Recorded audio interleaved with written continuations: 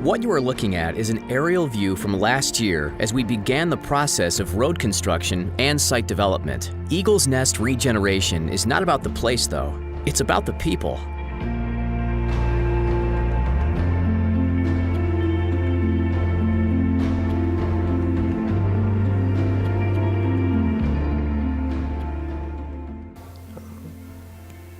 Through sports, I received a lot of pats on the back and things that made me feel better about myself.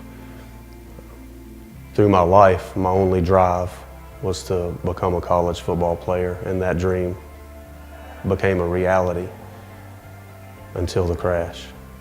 I had struggled with drug addiction, opioid addiction for 10 years. And I had found some success along the way, but I always came back to the same place, either incarcerated or homeless. Family really wanted nothing to do with me at that point. I was told that I would never play sports again, and everything that I had ever worked for, there was no secondary plan, there was no plan B. Everything that I had worked for my entire life was gone. I was lost and hopeless and lonely and didn't know what to do. So I called Jason on a Tuesday, and I was at Eagle's Nest on Friday, 3 days later, which still blows my mind to this day. Because from my understanding, you know, most of these rehab centers have months of waiting lists, and they're not interested if you don't have insurance or your own means to pay for it.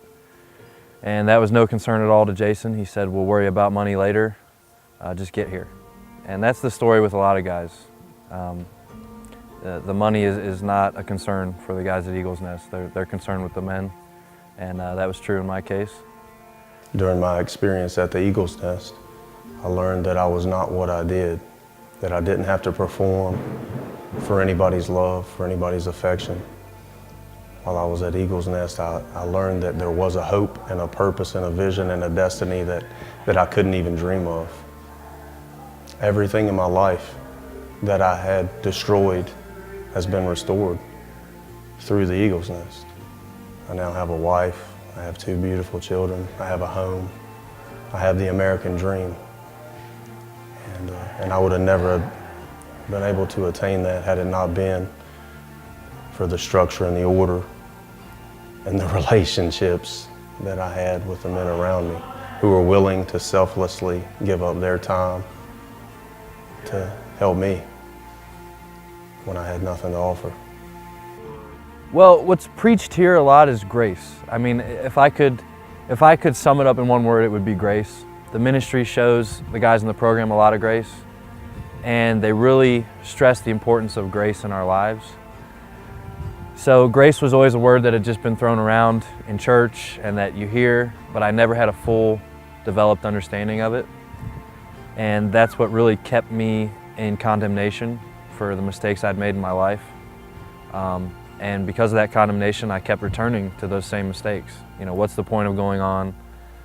You know, at this point, I'm just salvaging the leftover pieces of my life. And that really kept me down and hopeless.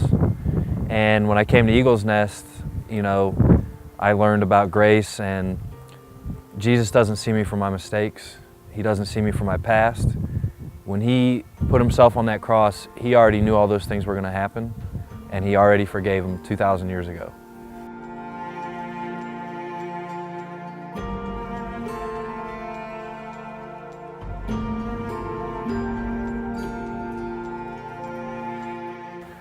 So yeah, we say that these are therapeutic job sites. Of course, men don't come to Eagle's Nest to paint or to mow grass or to work in a mechanic shop. We come here because our lives are a wreck and we want to change our lives and ultimately stop using drugs and stay sober and build a relationship with God. So these are therapeutic job sites because you know, we all know that work can bring out attitudes in people. It can really highlight if a man is struggling. One day a guy might come out here and be in a great spot and really be busting out some work. And another day he might come out here and obviously be in a spot and not be doing so well. And when that happens, you know, we stop the work. The work comes second to the men. So we'll stop what we're doing, we'll check in with him, see what's going on, try to get him to open up and talk to us and talk to the Lord and go to a deeper place of what he might be struggling with. Everybody in the program is in a different phase of the program. You might be in orientation and dealing with some withdrawals or detox. You might be in inner healing and dealing with some issues that are coming up from your childhood with your parents or some things that happened to you. You just never know where a guy's at unless you press into him and talk to him about it.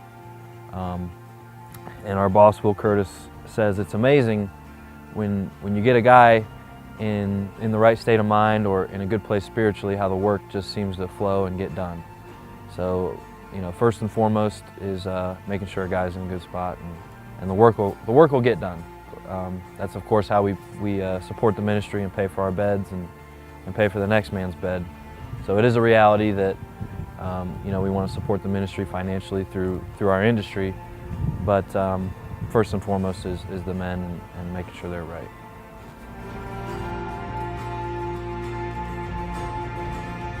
What you are looking at is an aerial view of Eagle's Nest regeneration property in Floyd, Virginia. These are the latest views of our site development and road construction. As you can see, we have made good progress since last year's banquet. The home sites have been cleared and both site plans and building plans have been drafted. The home sites have been laid out and we have chosen our contractor for building construction. Over the next few months, we will see 2 of the 5 houses completed. We cannot express our gratitude enough for the people here tonight that are helping this vision become reality. Thank you all from the bottom of our hearts.